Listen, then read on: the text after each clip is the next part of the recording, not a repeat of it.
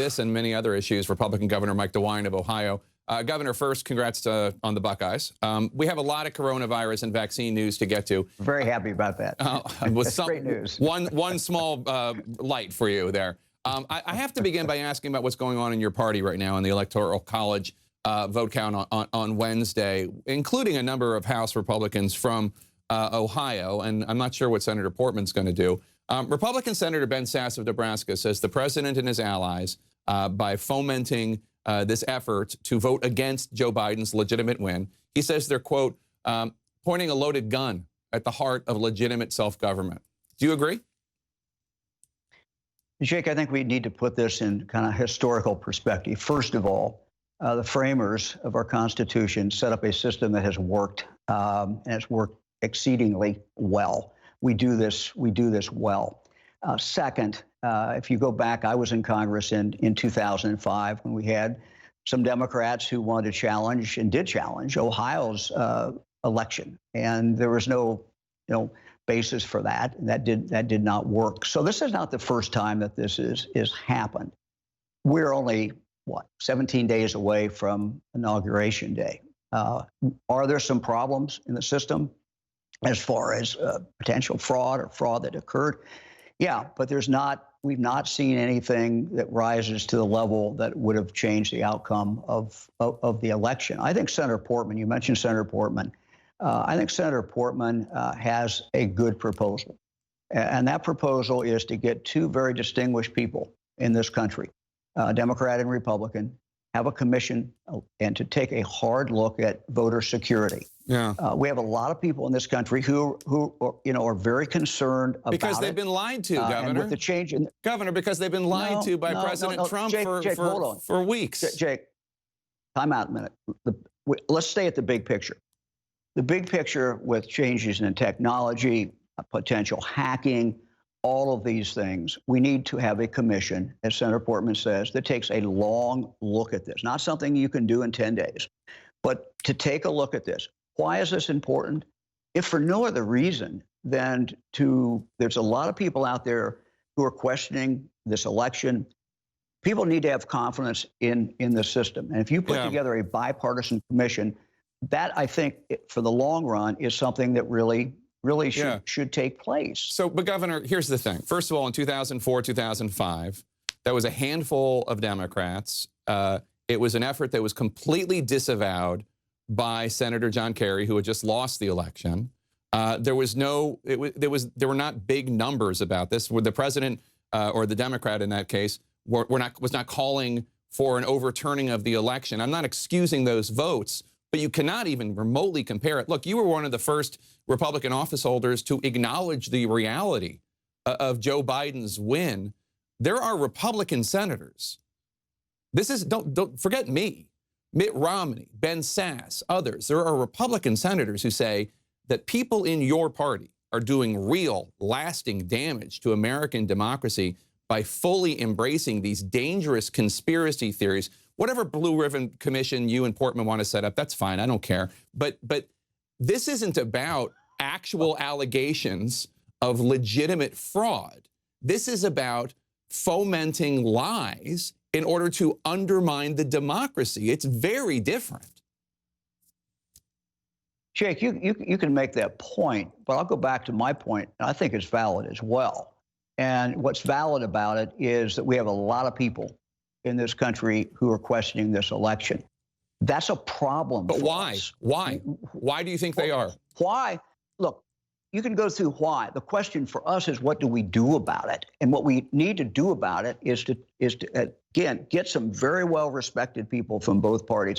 Take a look at this. Now, I'm not saying they take a year to do it, but take a look at this and see, how are elections being run? Look, I'm biased, but I think Frank LaRose, who's our Secretary of State and our Ohio system, and former Secretary of States in Ohio, Democrat and Republican, have done a phenomenal job. I think Ohio does it very well. For example, when we do mail ballots, we've done this for a number of years, we have verification based on these mail ballots. I think Ohio sets a very high bar, and that's what we're used to dealing with in the state of Ohio. And I think, frankly, that should be the bar across the country. So I'm not saying other states don't do it well, But I'm saying we have to restore confidence in the people in this process. You can go through and talk about why we have this. The reality is it's not healthy in our system for that many people to think the system's not working. Well, I want to turn to COVID, but let me just make 2 points. Yeah, one is I'd like to, because that's what I work on every day. The why is important, because the why is that President Trump and his minions, I'm not including you, and I'm not including Portman, but President Trump and his minions have been lying to people for weeks now about this election. And because of that, these people have been lied to. They now have concerns. So that's the reason. And the solution is they should stop lying. The second point is whatever blue ribbon, whatever. It's not that simple. It is that simple. There are some let me just finish my second point. That people can have. Okay. The second point is whatever blue ribbon commission is formed, and whatever they conclude, President Trump will attack them the same way that he has attacked every single Republican who has stood up for election integrity, whether it is the governor of Arizona or the governor of Georgia or the commissioner of Philadelphia, who's a Republican, or the Maricopa County Board of Canvassers. I could go on and on. But let's turn to COVID, because I know that's what you're focused on. Well, let me say one more thing then. The system works. The judicial system. You and I've had this talk before. It has worked. You have had Republican-appointed judges all the way to the United States Supreme Court who have made decisions. And I remember we had Democrats who said, "Oh, they won't be able to make good decisions." They've made decisions, and it should restore some trust that people in the system does in fact work. The judicial system works, and our mechanism for electing a president of the United States works. Well, tell your colleagues, because they're the ones who are not agreeing with it. But let me just at least ask you. Let's talk about COVID. Yeah, Ohio's administered about 150,000 vaccine doses so far. You said you're not satisfied with the rate of vaccinations. President Trump is blaming governors such as yourself for the vaccination shortfalls. He tweeted, quote, "Some states are very slow to inoculate recipients despite successful and very large-scale distribution of vaccines by the federal government." Is President Trump right that this is a failure of state leadership? Jake, first of all, we have to have, and I said this last week in a press conference, every one of us, from the governor all the way through, everybody has to have a sense of urgency of getting these shots out, because they are lifesavers. And anytime you have the vaccine sitting on a shelf and not out, we have a problem. And I made that point to everyone in the state of Ohio last week. Look, we're doing pretty well in Ohio. We've got today, I just looked at the numbers, I think it's 160,000, it's 161,000 we're going to report today, shots that have been done. We made a decision to go after the places and the people who are the most vulnerable. Over half the people who've died in Ohio have died in nursing homes.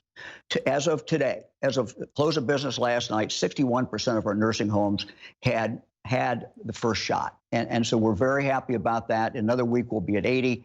Another week after that, we should be basically done with the first round of our shots in nursing homes.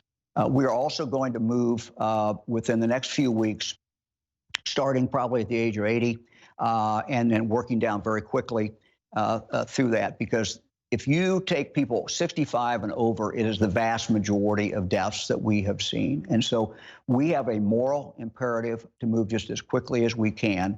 And what I've told the people of Ohio, and I told our team, is, look, we cannot control how much vaccine is coming to Ohio every week, but we have an obligation to get that vaccine out. Right, get it into arms.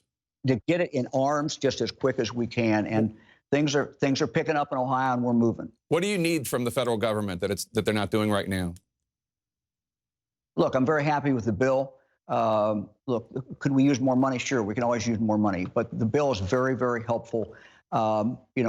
We in Ohio, I've told everybody, look, let's don't worry about what we can't control. Let's worry about what we can control. And what we can control is what we do with this vaccine when it comes in, how we prioritize it, how we get it in people's arms.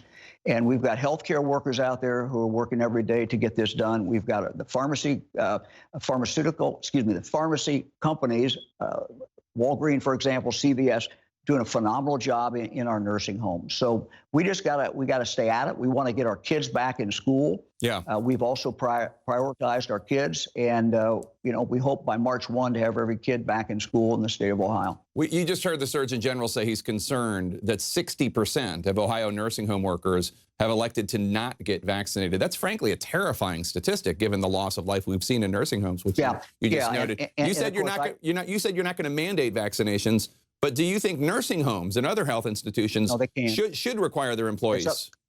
Look, that's up to them. But I think, Jake, this is an education. What we've seen is, and I'm the one who came up with the number, and I said, look, this is what we're seeing. And my guess is, frankly, Ohio isn't much different than any other state. That the first round we're seeing, only about 40% of the employees at nursing homes are taking the shots. Now, they're going to get another chance. We're going to come back again as we come back to give the second shot to the people who got it the first time. They're going to get a chance again, and I urge them, and I'll make this plea right now to anybody who works in a nursing home. You are there working very hard. You have a risk, but also the people in that nursing home have a risk. And this shot does work, and it is in fact very, very safe. And what we've seen, Jake, is that the nursing homes that have come up with a good education plan before the person had to make the decision, do they get a shot or not? They're seeing their compliance rate go up significantly from that 40%. So this is a work in progress. I just wanted to put that 40% number out there because it's what we're seeing, and it is, as you say, alarming, as the Surgeon General said, and we've got to improve it. Yeah, absolutely. Governor DeWine, we'll have you back to talk more about the progress you're making with the fight against COVID. Thanks for your time today. Appreciate it. Thanks, Jake.